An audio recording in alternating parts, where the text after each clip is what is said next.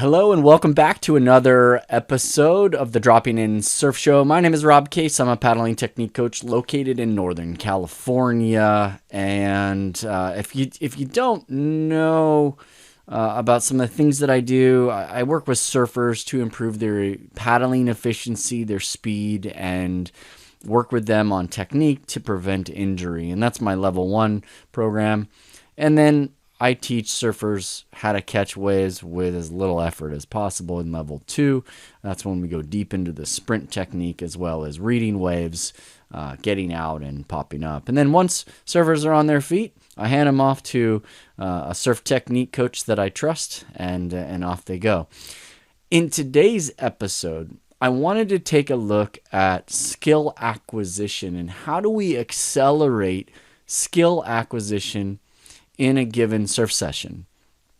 So I've done a bunch of research on motor learning over the years for paddling, and a lot of it comes from swimming. And while right now there are more studies coming out on specifically paddling, on surfing, we're really at the infancy of research, whereas in swim, they've been doing research since the 60s, and many of the techniques have matured and evolved into very specific and accurate measurements. Now, that being said, science isn't always 100% accurate, but that's the idea behind science is you get enough reps in, you get enough trials in, and you can start to lead to a certain conclusion until somebody disproves that conclusion.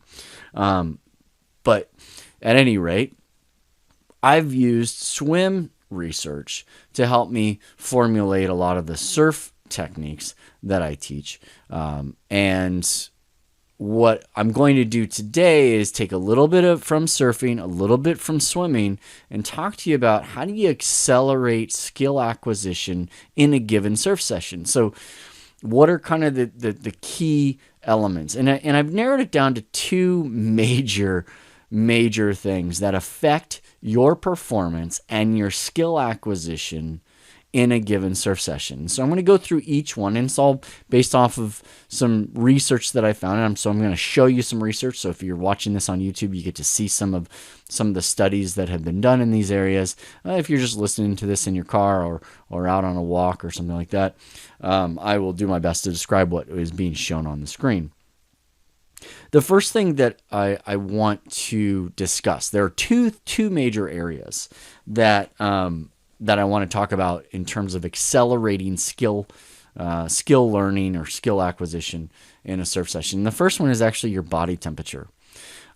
This study that I'm showing on the screen, characterization of regional skin temperatures in recreational surfers wearing a 2mm wetsuit, was conducted by Corona, Simmons, Nestler, and Newcomer, our friends down at CSU San Marcos, doing some great surf studies, by the way. So that's California State University at San Marcos. And in this one, they were able to outline the different areas of the body that experience skin temperature and skin temperature loss throughout a surf session. Now, so there's a lot of great data in this on kind of, okay, where do you lose the most temperature during a surf session? What part of the body?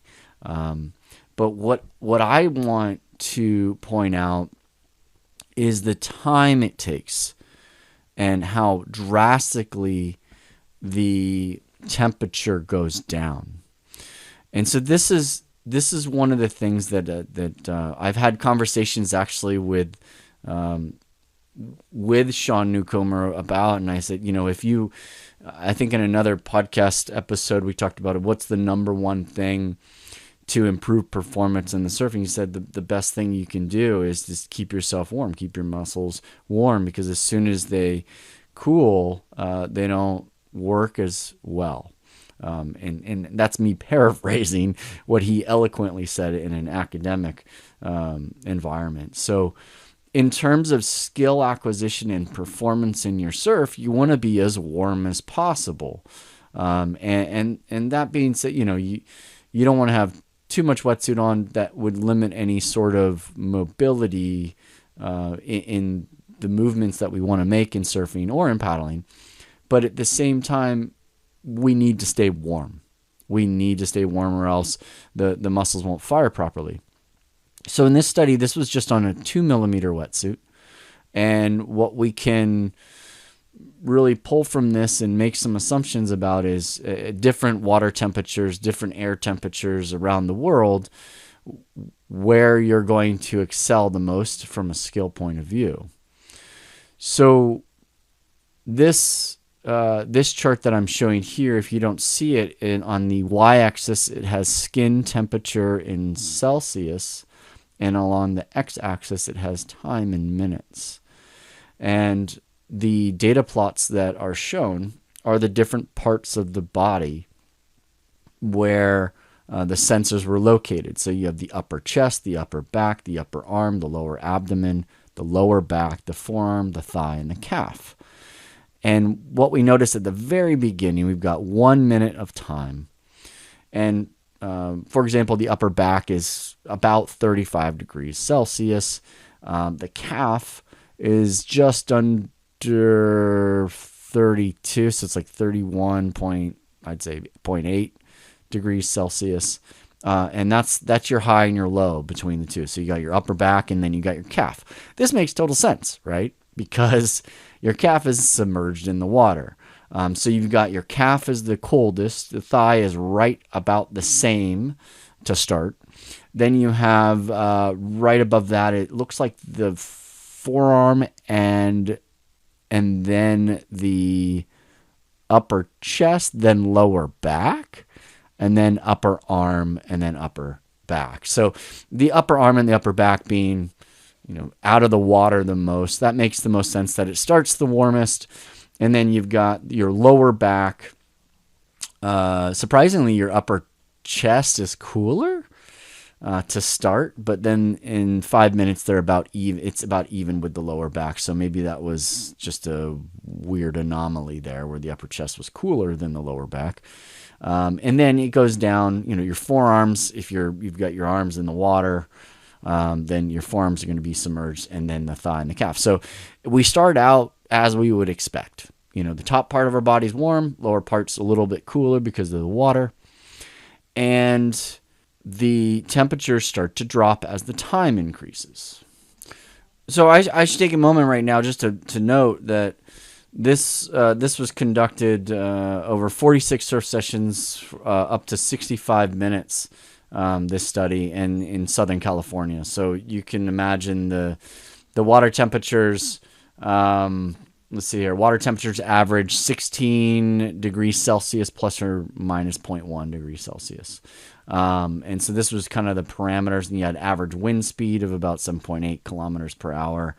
And air temperature was about 18.7 degrees Celsius. So typical Southern California kind of sessions. And so you have, within 5 minutes, you see a dramatic drop in those appendages that are in the water. So the calf, the thigh, the forearm, the lower abdomen, the lower back, and even the upper chest drop pretty significantly. The upper arm actually drops fairly significantly. What does stay is the upper back. The upper back, it does drop, but it doesn't drop as dramatically within 5 minutes as all of the other parts of the body. Within 10 minutes, we have another significant drop. The calf drops. You remember, the calf started just under 32 degrees Celsius. By 10 minutes, it's just above 28 degrees Celsius. That is an enormous drop in temperature in just 10 minutes. The thigh does a similar drop. It's a little bit warmer than the calf. The lower abdomen drops dramatically from, the start was probably 32.5 degrees Celsius. Within 10 minutes, it's below 30 degrees, probably just above 29 degrees Celsius. Then the forearm drops, not as dramatically from 5 minutes to 10 minutes, but it still has that significant drop. And now every sensor is dropping more dramatically from 5 minutes to 10 minutes. It drops again. though not as steep of a drop from 10 to 15 minutes. It still drops a good amount. It drops from just over 28 degrees, the calf, to about 27 degrees. So, about a little over a degree in another 5 minutes for the calf. And then that similar trend follows for many of the other parts of the body. The forearm drops a lot less. It only dropped from just over 30 to just below 30 degrees within that 10 to 15 minute period. The low back dropped more dramatically. Again, the upper chest, the upper arm, and the upper back all dropped, but at much slower slopes than the calf, the thigh, the lower abdomen, and those things that are those parts that are in the water, right? 15 minutes to 20 minutes, once again, another fairly significant drop of the calf, of the thigh. The lower abdomen starts to flatten, but there's still a drop. The forearm does almost flatten. The lower back drops still. The upper chest and the upper arm and the upper back all flatten out at about the 20-minute mark, okay? So now we're looking at 20 minutes into a session. We got our calf, our thigh, our lower back dropping significantly from their starting points. The lower abdomen as well. And you got to think, these are the parts of our body that we're using the most when we surf, right? It's our calf, it's our thigh, it's our lower back, it's our lower abdomen and our core. That, yeah, you're paddling around, and maybe that's why the upper body isn't dropping as dramatically, is because you're using it more actively. But meanwhile, your lower body, which is used for all the surfing activity, has dropped immensely. The calf alone in 20 minutes dropped from just under 32 degrees Celsius to almost 26 degrees Celsius, right? So if we were to just do 32 to 26 divided by 26 minus 1, that's a 23% drop. 23% drop in temperature in just 20 minutes. Okay, so now let's go another 5 minutes. Another 5 minutes, once again, the calf drops, but not as significantly. Now it's starting to flatten out a little bit. The thigh flattens out. The lower abdomen goes down but flattens out a little bit more. The forearm is fairly flat. The lower back drops more. The upper chest, the upper arm, and the upper back all stay relatively flat between 20 minutes and 25 minutes. And then finally, from 25 to 30 minutes, once again, the calf drops more at that point, but it's starting to now, at about the 40-minute mark, the calf starts to flatten out, I should say.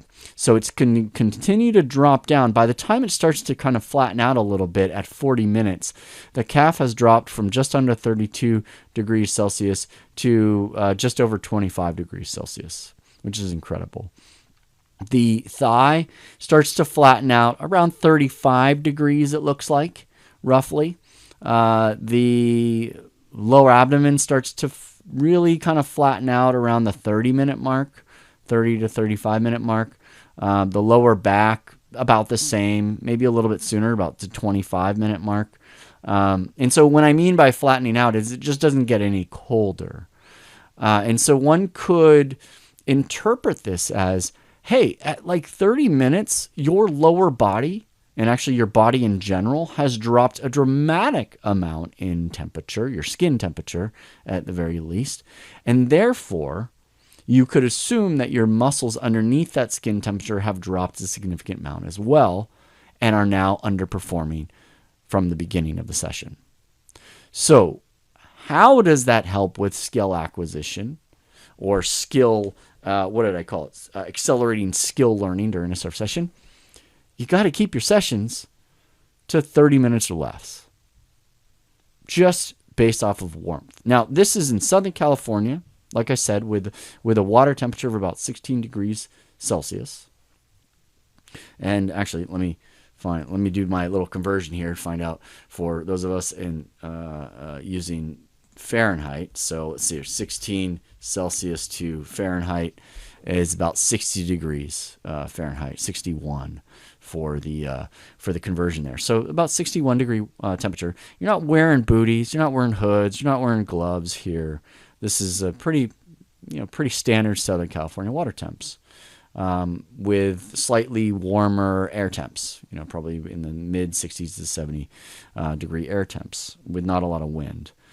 So this is in a pretty nice place. So if you come up to Northern California where we are, I'm going to assume, and I'm sure they're doing these studies because I actually ran into somebody from Cal State San Marcos doing a study up here. I'm sure they're trying to replicate this up here as well to see how fast does your body or does your skin temperature drop during a surf session, maybe given a 4-3 wetsuit, for example.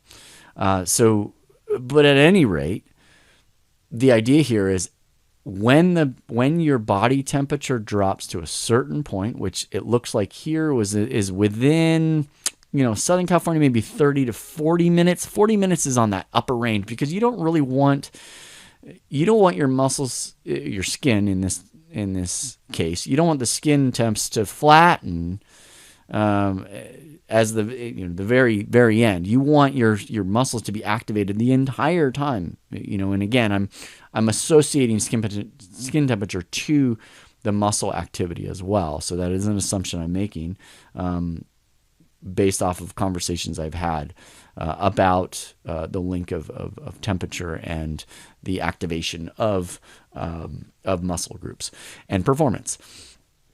So you really want to, if you're in Southern California, you want to target maybe 30 minutes. That's about it. That's when everything starts to kind of flatten about 25 to 30 minutes. Right? 25, 30-minute sessions. So the more sessions or the warmer you are, the more you can keep your body temperature up. So, I've been up here where I felt very warm for an hour up here, but that's because I'm constantly catching waves. So maybe that has a lot to do with it as well, as how many waves you catch in a given time period. When I take clients out, I'm big on wave count. I said, it doesn't matter the quality of the wave.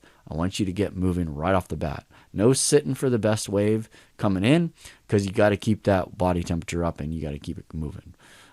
So it all came from this kind of science that I've been researching and learning about and passing it on to my clients. So number one, in terms of accelerating skill learning during a surf session, is stay warm.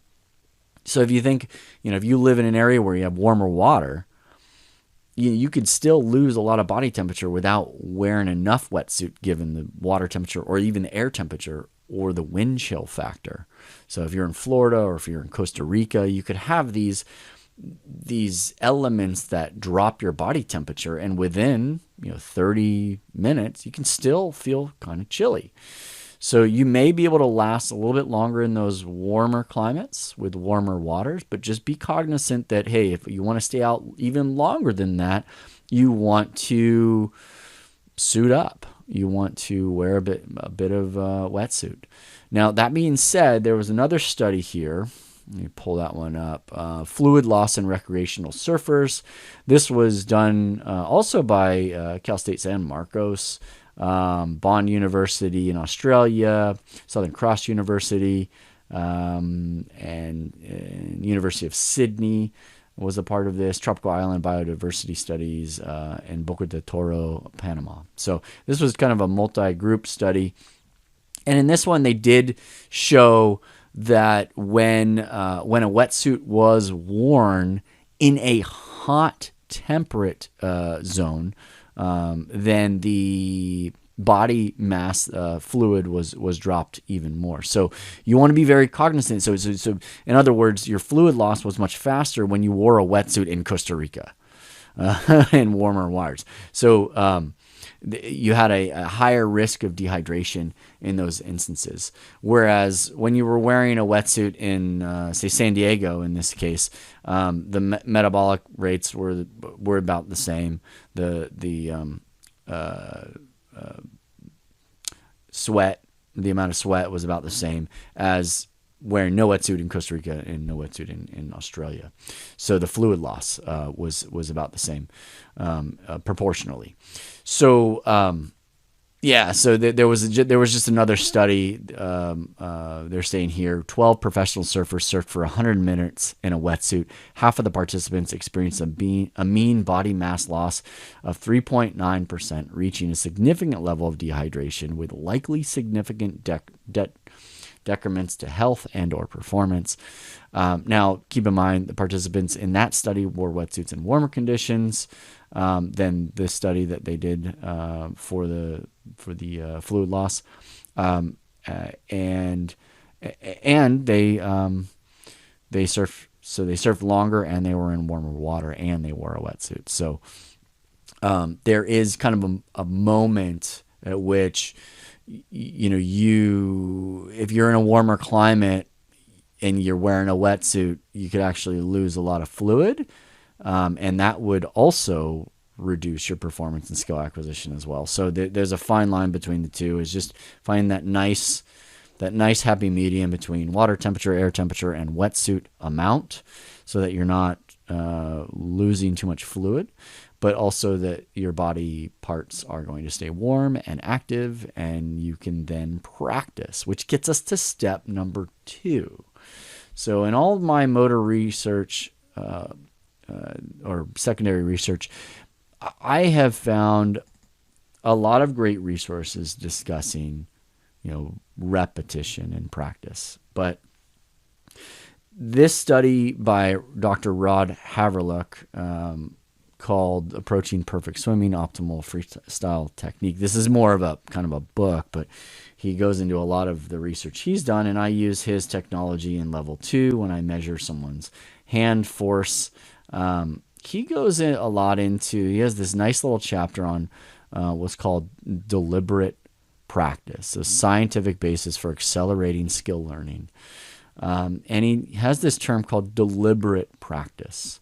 And he has found in his studies that shorter amounts of time of deliberate practice yield, deliberate practice meaning focused practice where you're focusing on something during your activity, has yielded far higher results than not thinking about what you're doing, but doing it for a long time. So in this instance, it's swimming, right? So if you were swimming traditionally, you just swim laps back and forth, back and forth, back and forth, back and forth, back and forth. And in time, you will improve. And so he used the active drag coefficient as a measurement for improvement in swimming technique, which is a really good actual measurement and metric for that. But in general, if you're just swimming, just to swim when you're young, 11, 12, 13, 14, you're going to improve your active drag coefficient or your technique just by being in the water more, when you're that young. Now, again, this study is age-based, but it shows us a couple things. One, that when he did a 1 week of deliberate practice with swimmers, their improvement was almost as much as 2 years of traditional practice where they were just swimming just to swim. 1 week. 1 week. The effect size was just over 0.5 for the deliberate practice, and traditional practice was almost 0.7. So significant improvements in both areas, but would you rather be doing deliberate practice for 1 week or just going out and doing whatever you're doing for 2 years to have just a little bit more? Now, in older swimmers, traditional practice actually reduced their technique and drag coefficient minus 0.15, it looks like, roughly, over a 2-year period. Whereas 17-year-olds with 1 month of deliberate practice increased their improvement about 30%. So their active drag coefficient went up 0.3. So this is showing us two things. One, deliberate practice works. That's the number one thing that this is showing us. The second thing that it shows us is really the effect that age has on traditional practice versus deliberate practice. And as we age, deliberate practice is necessary over traditional practice. Traditional practice is, again, defined as something where, you're just going out and you're surfing. You're just having fun, which is awesome. I love that. But a lot of people come to me and they're like, I wonder why I don't improve. I surf all the time, and I've been surfing for 15, 20 years, and I've barely gotten better. Well, that's because you're just doing traditional practice. There's no deliberate practice worked into that. Now, it's totally fine to go out and surf for fun. That's awesome. But we have to incorporate some deliberate practice in order to improve our skill level. So if, first of all, we're keeping our sessions to 30 minutes to 40 minutes based off of step number 1, keeping ourselves warm, right? So if our typical sessions are 30 to 40 minutes and we're just doing more of those, then that's a good amount of time for us to have deliberate practice for. We're going to get more focused practice sessions and move the needle of performance a lot faster and accelerate it. So let's go through some of the things that, these are just effects on swimming, pre-test, post-test. He's showing all the different swim strokes and how their active drag coefficients all went down after deliberate practice, and their swimming speeds all went up after deliberate practice, pre-test, post-test.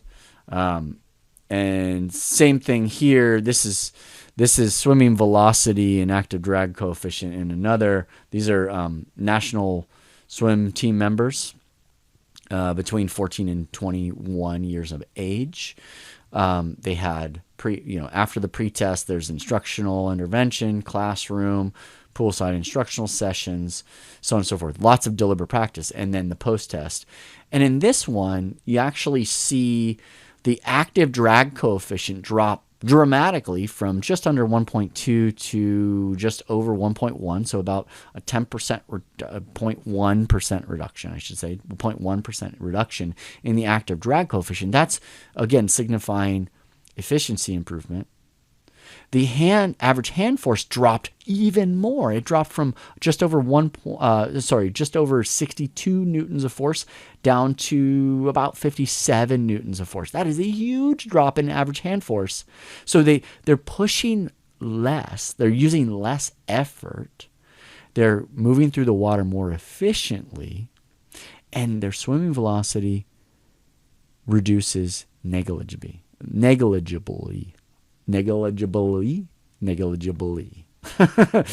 Very little. The swim velocity does go down slightly, but very small. From 1 point. I don't think that's meters per second. No, that is meters per second. 1.27 down to about 1.26. Right. So, yeah, the swim velocity went down, but pretty much stayed the same, while the swimmers used less force and were more efficient in the water. So again, these are the things that I do with paddlers all the time, with surfers for their paddling. And when we go through these kind of techniques of how do we do deliberate practice right, I'll explain to you kind of how I do my stuff, and then how some of the coaches out there in this world do it. There's some great surf coaches that use these steps in their process. So let's go through it. So he used a 1993 study, which is a little bit old, but it was backed up by a 2007 study, and then his studies in 2014. So, we've got some legacy years under our belt here with these studies, and essentially he summarized it as, to have a successful deliberate practice program, the characteristics of that would be, number 1, clear instructions. Number 2, tasks designed to account for skill level. So think about this for a surf session, okay? So clear instructions of what to do. Tasks designed to account for skill level. You're not going to ask someone to try to do airs when they're just learning how to stand, for example. A sufficient number of skill repetitions. Now that's where it's going to be tough for surfers. That I can do very easily with paddling. There's a lot of repetitions in paddling. But a sufficient number of skill repetitions for riding and having that same moment to do a particular maneuver at a certain point on the wave, that's tough. That's where wave pools are really helping with that. But even wave pools, you don't get a sufficient number of skill repetitions. You get a lot more than you do in the ocean, but especially within a 30-minute period, depending on the conditions out in the ocean, you might not even have 5 repetitions in 30 minutes. It depends on, your wave catching, but also the conditions, right? So sufficient number of skill repetitions is like 100, right? And that's a minimum is what we're talking about here. So if you're doing 30-minute sessions, getting 5 waves every half hour, do we even get to 100? Yeah, we need a lot of time. A lot of half-hour sessions. So you get to 10 within an hour, and then you got to do 10 of that. So you got to do 10 hours of 30-minute sessions. We just don't have that much time in a day. So the number of waves per half hour needs to go up, and wave pools get us there a little bit closer, but at the same time, they're still not even kind of reaching that. Whereas with paddling, I can make someone do 100 reps of paddling, 100 arm strokes, easily. That's about 100 seconds to 200 seconds in time. And so I can make them do those over and over and over and over again. Step number 4, immediate feedback. And again, that's another challenge at the beach, but can be done with video feedback and coaching. And I know a lot of great coaches that do awesome feedback. Individualized supervision, once again, just having a coach. So immediate feedback is number 4, and a lot of people will, videotape their buddies surfing, which is fantastic. That is number 4. But individualized supervision, that's the coaching aspect. That's having somebody else's perspective on it, explaining certain things. Number 6, a variety of learning strategies. A variety of learning strategies. So, video, photos, in classroom, dry land, pool, flat water. These are all a variety of learning strategies. Reading, text. Number 7, an athlete's ability to stay in cognitive and associative learning stages. That's a fancy way of saying, man, you just gotta stay focused. And then the last one, consistent replication of superior performance. So can you keep that technique over a certain period of time? So this is all coming back to, you got to limit your sessions, because all of these things are, except for a sufficient number of skill repetitions, all these other things really have a lot to do with keeping your sessions shorter. So here are some examples he gives for deliberate practice in swimming, and I'm just going to kind of revise them for surfing. I'll just kind of reword them a little bit because they're very close. So the general characteristics of deliberate practice, number 1, clear instructions. A specific characteristic of deliberate practice for surfing would be images of a model to demonstrate optimal technique. So that would be watching video, looking at another great surfer in the lineup. Precise wording of specific visual and kinesthetic cues that complement that model. So this would be somewhere where you might see Mick Fanning rotate, his head and his upper shoulders, and give yourself a cue that says rotate, or something like that. And I know a lot of coaches that give great cues out there. So Surf Simply does a wonderful job. Clayton Nienaber does a great job. I know Barry Green does a great job. Dan Morey does a great job. These are all surf coaches that I've worked with that give fantastic cues. But But they also, in step number 2, appropriate task difficulty. So this characteristic of deliberate practice, appropriate task difficulty. So surfs with focus on the most appropriate cues. So that would be like you want to work on vertical top turns, but the waves are super mushy. Well, you're not going to use, if you're using a top turn cue, I don't know what that would be, but if it's a cue that has something to do with that technique, it's not appropriate given the day, right? And the second aspect of this is drills that isolate focus on select cues. So once again, finding different drills. I know these surf coaches that I've mentioned have different drills that isolate on a specific cue while you're surfing. So you can kind of think about it while you're surfing. Ways that I do this with paddling, the same thing. I give people cues. I give them mantras. We do drills over and over and over again that isolate focus points for those cues. Number 3, sufficient number of skill repetitions. We kind of already talked about it, but some of the characteristics of deliberate practice. Numerous short distance surfs at a slow stroke rate with limited breathing and constant focus. So I substituted swims for surfs, but that didn't really work in that instance. But basically this says numerous short distance or numerous short, quick repetitions. And here they're saying when you're swimming, you want to do slow stroke rate. And so, for me, for paddling, that's what we do. We slow everything down. We limit, all the extra things, and you're super focused on the one cue or the one drill. I can do that in my pool. I can slow the pace down, or we can do that in open water. That's really difficult to do surfing.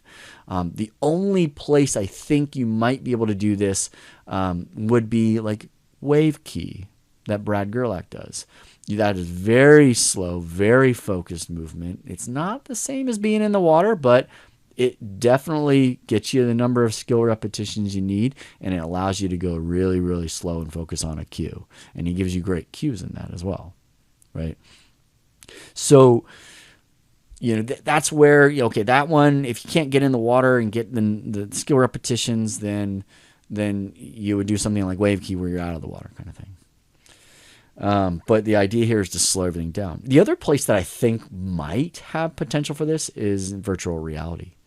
And so we're kind of on the cusp of using virtual reality to enhance motor learning.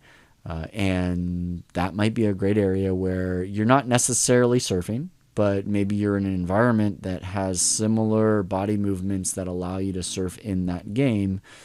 And you can maybe slow things down very slowly. Maybe you can do it at like half speed or quarter speed. So the wave is moving really, really slowly, and you are now matching your movement to that. Just an idea. Anybody out there with VR skills, that would be a great thing to start up. Number 4, immediate feedback. Group and individual feedback about compliance with cues immediately after surfs or during, right? So if you got a surf coach in the water with you, giving you immediate feedback after every wave.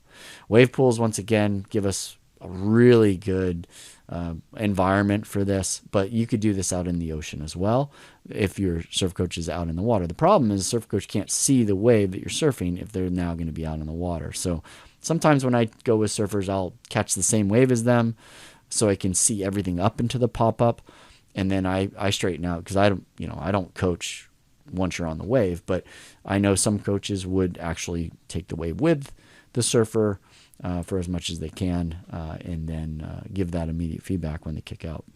And the wave pools, I know at Kelly's we've got the jet ski, and that's boom, it's immediate feedback loop. Number 5, individualized supervision. This is coaches. These are coaches. These are friends even. And it says reminders before surfs, reminders of the cues, reinforcement after surfs about compliance with those cues. Again, it could be even reinforcement during. Feedback after surfs about non-compliance with cues. So again, that's just That's somebody being able to say, hey man, you had your hand up. Or, for me, it's, yeah, you slipped on those strokes, and immediately they feel it. And it's that positive cue when they do it right. Hey, you did that great. You feel that pressure on your arm. That's why you do it. Number 1, 2, 3, 4, 5, 6, variety of learning strategies. They're saying classroom and poolside instruction and analysis. I would say also oceanside analysis and instruction. And so, like a place like Surf Simply, you have all that. You have the classroom, you have the pool, you have the ocean. And so that's something I do a lot with my paddling. Is I've got a classroom, I've got the pool, I've got the flat water, and I got ocean. Second part of that, swims and drills. Or surfs and drills that isolate focus on select cues. So this would be like if you're going to the beach with Dan or Barry, and they're like, all right, given the conditions, we can really work on your backside bottom turn. So here's a cue, and you're just going to focus on that for 20 minutes and then come back in. And so that's that variety of learning strategies. Or, you're working with Brad on wave key, and he's like, okay, you do the form this particular way, and you're going to really focus on that. Analysis with quantitative force data and synchronized underwater video. Obviously, that's very specific to what he's doing in swimming, the Dr. Haverlook. And this is specific to what I do in level 2. We have analysis and quantitative force data. That's specific to level 2. But I also do analysis and quantitative efficiency data with synchronized underwater video for paddling. The next one, maintain focus in cognitive and associative learning stages. Maintain focus in cognitive and associative learning stages. So these are things like reminders before the surfs to focus on cues on every wave or on every stroke for me. Questions about focus on cues following surfs. Actually checking in with you. So as a coach, checking in with you, or even you questioning yourself, like, did I do this? Like having a bit of a reflection. That's essentially what that's saying is, did I stay focused on this, or did my mind wander because there were waves? And trust me, I've seen this a million times. We get out, I'm like, all right, guys, we're going to do a drill as soon as we go out. And as soon as their foot hits the sand, boom, they're just thinking about the waves, right? And they're not thinking about the drill anymore. They're not thinking about the movement anymore. And I get that. We're excited about surfing. That's what we want to do. But, checking in and maintaining that focus in those different learning stages, give yourself some time. And I always give my clients a parameter around how long I want them to focus for and when I want them to focus. So really important that you give yourself those parameters as well. Give yourself time to just go surf and not have to think about it, but definitely give those parameters on when you should do that and when you should really focus. Another point here, dialogue between the instructor and surfers about the use of cues and attention to learning strategies. So that's just communicate with whoever, either yourself that you're working with, someone, or your friend that you're working with, or a coach. And then the last thing is replication of superior performance. That's essentially, it says, emphasis on continual control of movements to replicate optimal technique. So that's just making sure that, one, you're in the environment for optimal technique. Surfing, I think, is going to be very challenging in that respect. That's where, again, wave pools would help. Because every wave is different. You're not going to have the opportunity to replicate superior performance every single time. But you can in, say, wave key and surf skating. I know Chris Mills has a good surf skate program as well. The things that take you out of the surf to work on things, you can replicate optimal technique. Just make sure that when you're doing deliberate practice that you don't count a rep unless it's optimal technique, right? Don't just count reps to count reps. Oh, I need to get through 10 of these reps. No, they need to be 10 good ones, because you always heard the adage, practice makes perfect. But that's not really what how the brain works. The brain works that adage should be perfect practice. Perfect practice makes perfect. And so if you don't have a perfect repetition, then your brain is just going to associate whatever movement you you introduce to it and that you do, and the brain is going to say, oh, well, I'm going to make that an unconscious movement. I'm going to make it a lot faster and more efficient for the body to proceed through that. So replication of superior performance just means you need to replicate optimal technique each and every time. So, hopefully that helps a bit with just understanding how would you structure your surf session to accelerate skill learning. You would want to stay warm, number one, and you would want to focus on deliberate practice, which is easily done for paddling, a lot harder for surfing, but you can achieve these characteristics of deliberate practice. You can do it within the surf world. So hopefully that helps out. And if you try it out and it works, let me know. If you try it out and you find great difficulty in doing it, let me know. I'd love to hear either way, you guys trying these things out. So keep your surfs to 20 to 40 minutes. If you're in a warmer client, just remember you want to match how long you want to surf for with whatever the wetsuit thickness that you want to wear or the insulation. If you get cold right off the bat, you could easily get cold within 10 minutes in Costa Rica. If you're already used to the temperature and a cold front comes through and gives you a little bit of wind chill, you're going to be out of the water in 10 minutes and your performance is going to go down. So you have to match the air temperature, wind chill, and water temperature to lasting at least 30 minutes without feeling cold at all, right? And so that's the idea is you don't want to feel cold. Once you feel cold, you've already gone past that deadline. So that's number one. Keep yourself warm. Keep your surfs to a minimal 20 to 30 minutes, and just do more of them if you can, and then go through these general characteristics of deliberate practice and try and hit as many of these as possible. All right, that is it for today's episode. I hope you enjoyed it. If you have any questions, feel free to reach out. And of course, if you guys want to work with me, my online course, Level 1 online course, is available. We do member live streams about monthly, and then you can subscribe to the newsletter and be a part of a quarterly webinar, as well as some other really cool training that's out there. I hope to work with you at some point in the future. And until then, I'll see you in the water.